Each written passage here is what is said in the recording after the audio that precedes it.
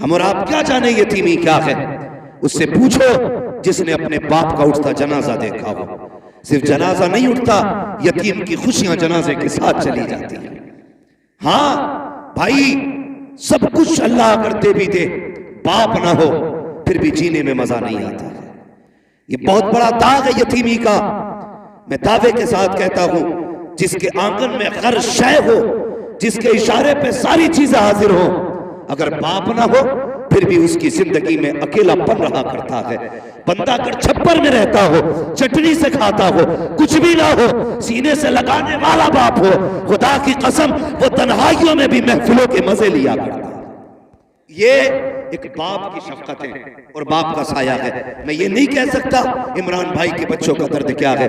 हाँ, मैं ये नहीं जानता उनका एहसास क्या उनके दिल पे भी गुजरती होगी, ये तो सिर्फ वही जानते हैं। अलबत्ता मैं इतना जानता हूँ, कभी भी ख्याल करना किसी यतीम का दिल न दुखाना, किसी गरीब को तकलीफ न देना, बिन बाप के बच्चे के सर पे हाथ रख देना। खुदा तौफीक दे तो किसी की मोहब्बतों का सबब बन जाना, किसी के आंसू का सबब न बनना। हमने यहाँ तक देखा है, और यार कितने भी दौलत वाले क्यों ना हो, अगर बाप का जनाजा उठा है, बेटियों को पीछे दौड़ते देखा है, यहां तक कहती है हमारे बाप को कहां लेके जा रहे हो, हमें भी साथ लेके चलो। पता ये चला बेटियों को सुकून दौलत से नहीं आता है, बाप की शफकत से बेटियों को सुकून मिला करता है। ये एक बाप है होता है।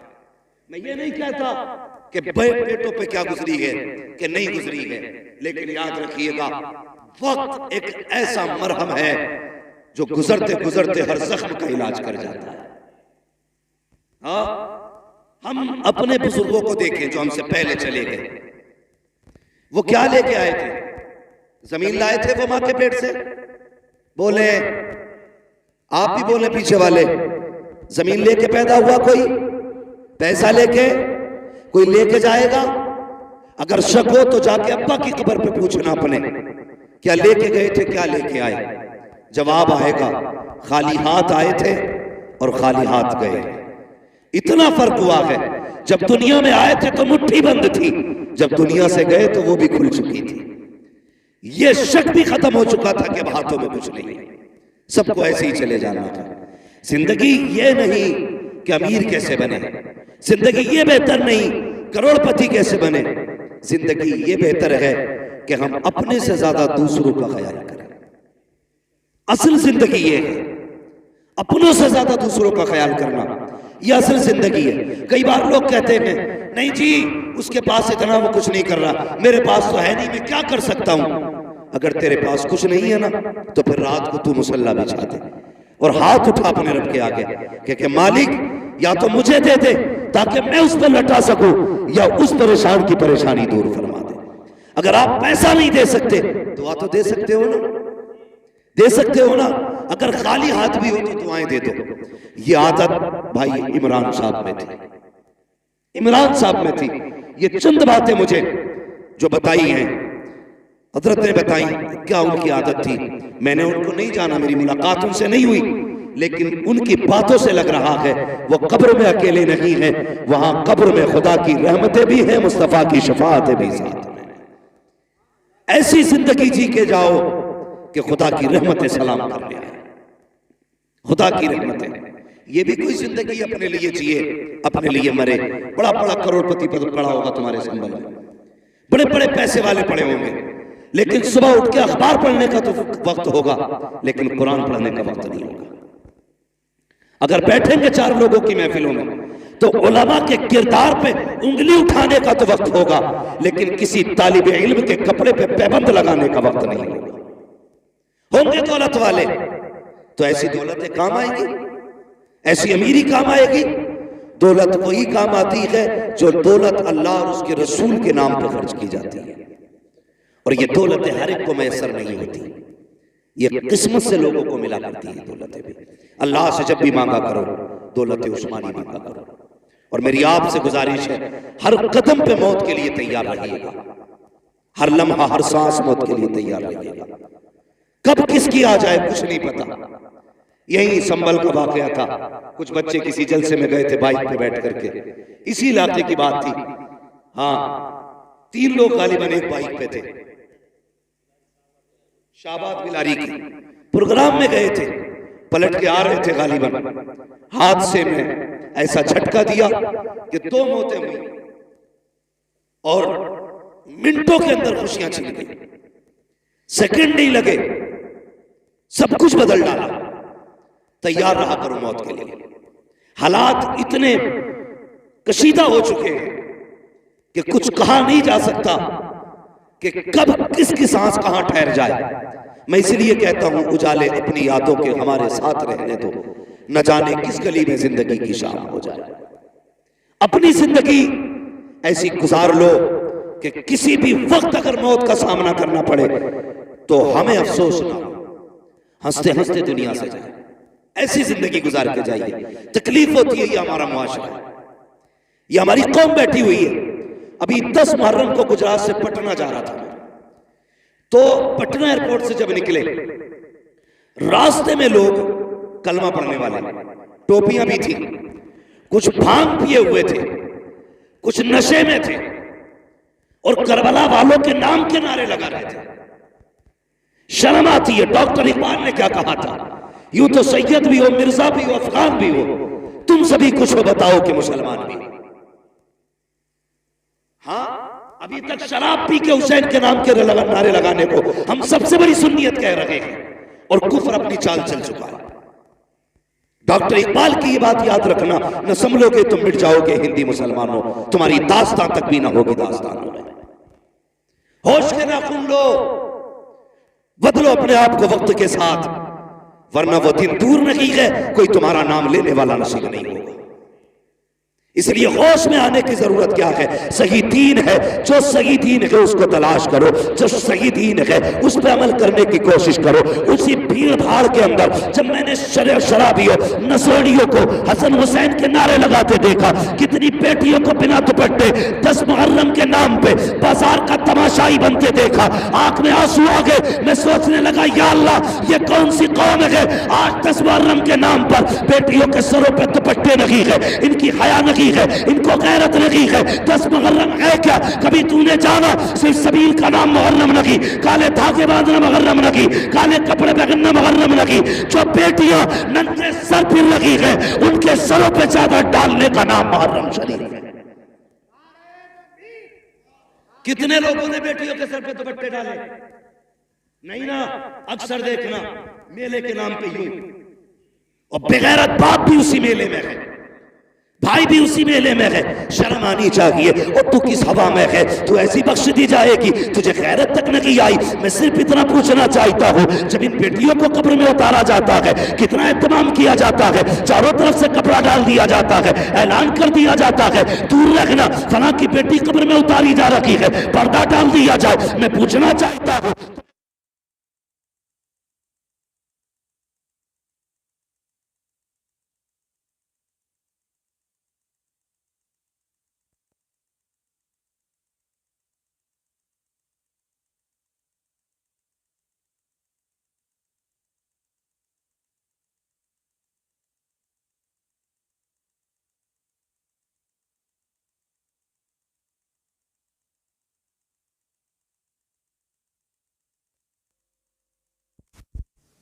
इस्लामी सांचे में जिंदगी गुजारो अपनी। हाँ, मरने के बाद तो सब डालेंगे पर्दा, मजा तब है जब जीते जी पर्दा पड़ जाए। जीते जी जब पर्दा बंदे पे आ जाए, उससे बेहतर जिंदगी नहीं है। हालात आप देख ही रहे, इतनी बेरहरवी है समाज में, इतनी बेरहरवी की कहा नहीं जा सकता।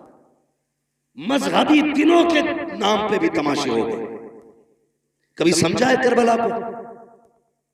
अभी सीने भी पीटे होंगे, घुंघरू भी बांधे होंगे, कुछ लोग नंगे पैर भी तोड़े होंगे और सोचते होंगे हम हुसैनी हो गए। मैं ये नहीं कहूंगा तुम क्या कर रहे हो, खुद सोचो। खुदा ने तुम्हें अक्ल सलीम दी है, घास नहीं खाते हो, रोटी खाते हो, ये तुम भी जानते हो कि क्या करना चाहिए। पढ़ा कभी तूने करबला में? खुदा की कसम तारीख पढ़ो करबला की। अली के घर की बेटियां, जबकि पूरा घर शहीद हो चुका था, पर्दा नहीं छोड़ा था। तू 10 मुहर्रम के सबील के नाम पे मेले में उतर आई, उनके अकबर का गला कटा, पर्दा नहीं छोड़ा। असगर के तीर लगा, पर्दा नहीं छोड़ा, इमाम अली मकाम के गले पे खंजर चला, ज़ैनब बाहर नहीं निकली। आज बता 10 मुहर्रम के नाम पे कौन सा तमाशा नहीं हुआ है? और इतनी गुजारिश आपसे भी है, ये देखो मेरे हाथ जुड़े, तुम सबील के नाम पे 10 दिन लंगर चलाते हो। कहता जी 10 दिन से लंगर चल रहा है, और जब तहकीक करो पता चला दुनिया खा के जा रही है, सगे बाप के लिए इसने एक लुकमा नहीं दिया लंगर में से। ये हुसैनियत है। 10 दिन कुत्ते चमार चूहे सब खा के जाए, और सगे बाप के लिए एक गिलास तो शरबत नहीं दे सकता। ऐसे सबील को हुसैन कबूल करेंगे? सोचना चाहिए, ख्याल करो, लकीर के फकीर ना बनो, मत खिला 100 लोगों को लंगर, टाइम से बाप को 2 वक्त की रोटी खिला दे, मत दे 36 लोगों के अंदर शरबत बांटने को, पहली आवाज पे मां को पानी पिला दिया कर, पहली आवाज पे बाप को पानी पिला दिया कर। खुदा की कसम, माँ बाप होते हैं, इनके रिश्ते दुनिया से जाने के बाद भी नहीं टूटा करता। तो हमने क्या किया, मैं एक जगह गया, उसने बुलाया हुजूर आइए, मैं चला गया भाई। उसने कहा हजरत देखिए ये मेरा तकरीबन 1-1.5 लाख का खर्च है 10 दिन में, अल्हम्दुलिल्लाह डेग नहीं खत्म होती, एक बनती एक लगती है। वो उठ के गया, पड़ोसी ने आके कहा इससे ये तो पूछ लो हजरत, इसके घर पे सगी बहनें कब से नहीं आई है। थोड़ी देर के बाद फिर घूम के आया, हजरत बताइए कैसा लगा मेरा काम। मैंने उससे ये कहा कि भाई बहनें और भाई नजर नहीं आ रहे। उसने कहा जी वो नाराज है। मैंने कहा मना लिया होता। उसका जवाब क्या था जानते हो? उसने कहा छोड़ो, जितने किसी का हाथ पकड़ो उतने नखरे ऊंचे होते। ये जुमले हमारे। मैंने कहा बताना बात क्या हुई। उसने कहा बहन से इसलिए, बहन को इसलिए नहीं बुलाया कि बहनोई से मेरी नहीं बनती। यार बहनोई में तेरा ग्रुप नहीं है ब्लड का, लेकिन बहन की रगों में वही ग्रुप है जो तेरा ग्रुप है। तेरा और बहन का डीएनए एक है। तू सगी बहन को छोड़ के दुनिया को लंगर खिला रहा है। तुझे क्या लगता है हुसैन की बहन राजी होगी? खुदा की कसम तारीख पर करबला की। हम सुन्नी हैं और शुक्र है बरेली वाले सुन्नी हैं। हम सीना पीट के अली अली नहीं करते, हम सीना खोल के अली अली करते हैं। ये याद रखिए। करबला पढ़िए आप करबला और समझिए करबला को। रिश्ते कैसे निभाए हैं करबला में, रिश्ते कैसे निभाए। काफिला कैदी बन के चला था। बोलो, जब नमाज का वक्त होता था, अहले बैत अत्हार की शहजादियां कहती नमाज पढ़ रही है, तो यजीदी कुत्ते खुद तो शामियाने में बैठते थे। अली के घर की बेटियां नीले छत वाले आसमान के नीचे बैठा करती थी। और उनमें जो 64 औरतें चली थी, तकरीबन 20 औरतें तो सिर्फ रास्ते में शहीद हो गई थी। कोई इस गम में चली गई, किसी का बेटा शहीद हुआ, कोई भाई के गम में चली गई। बड़ा दर्द था वहां पे। लेकिन कसम खुदा की कुर्बान जाओ अहले बैत के एक एक बच्ची की अजमत पे। जब असर के वक्त में एक जगह काफिला रुका, बहुत गौर से सुनना, मैं बता रहा हूं रिश्ते कैसे निभाए गए। असर के वक्त में काफिला रुका तो औरतें नमाज में मसरूफ हुई। हजरत सकीना कई दिन से नहीं सोई थी, थकन थी। मैं तो ये कहता हूं जिसका सबसे ज्यादा करबला में खर्च हुआ है उसी जात को सैयदा सकीना कहा जाता है। हाँ, सबसे कम उम्र में सबसे बड़ा खर्चा हजरत सकीना का।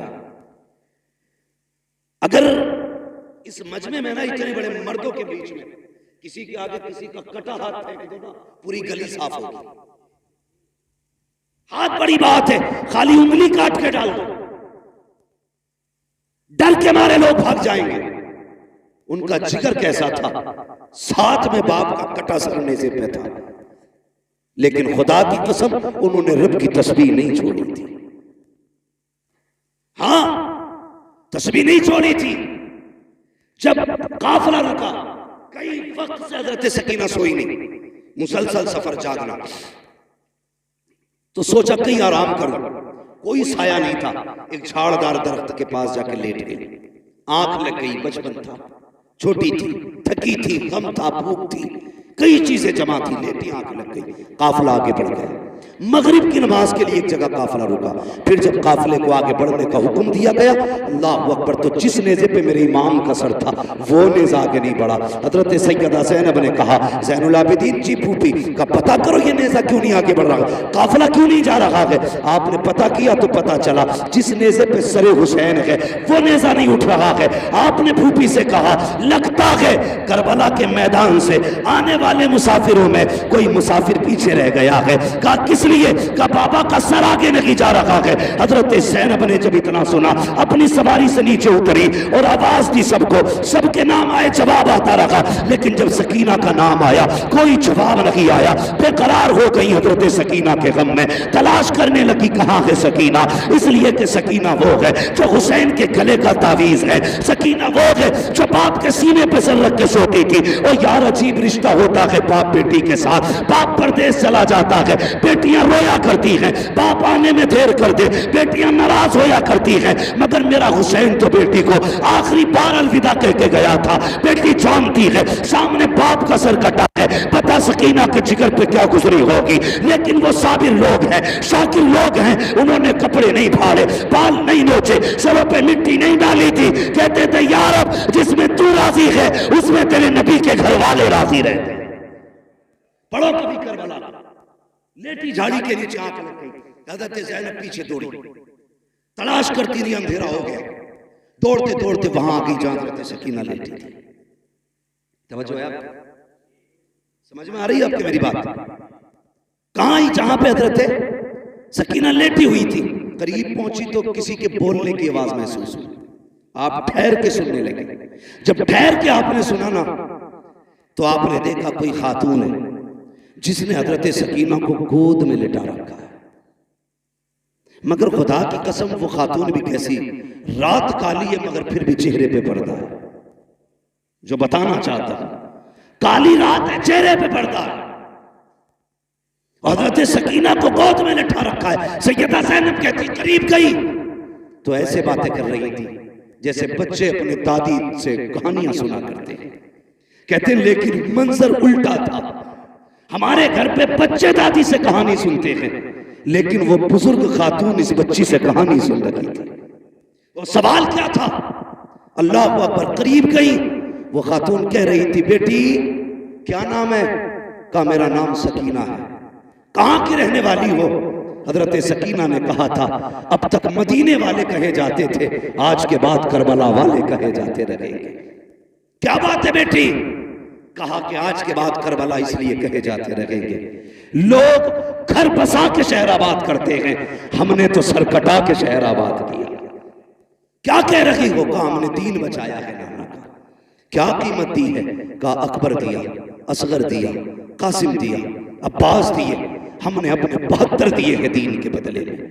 इतनी बात हुई थी, हजरत ज़ैनब की चीख निकली, गोद में पड़ी, आगे उठाया सैयदा सकीना को, सीने से लगाया, बेटी को सीने से लगा के कहने लगी, खातून तेरा एहसान है, तूने जंगल में हमारी बेटी को संभाल रखा है, कभी वक्त पड़े तो हमारे मदीने आ जाना, तेरी वहां खिदमत करके हम तुझे इसका सिला देंगे, यहाँ करीबुल वतन है, क्या दे तुझे, कभी वक्त मिले और नबी का घराना पूछ लेना, हमारे दरवाजे आ जाना, तेरी खिदमत कर लेंगे और इस एहसान का सिला देंगे। इतना कहा, खातून ने नकाब हटाया, कहा ज़ैनब अपनों को बदले नहीं दिए जाते, मैं कोई और नहीं बल्कि तेरी मां फातिमा ज़हरा मदीने से आई।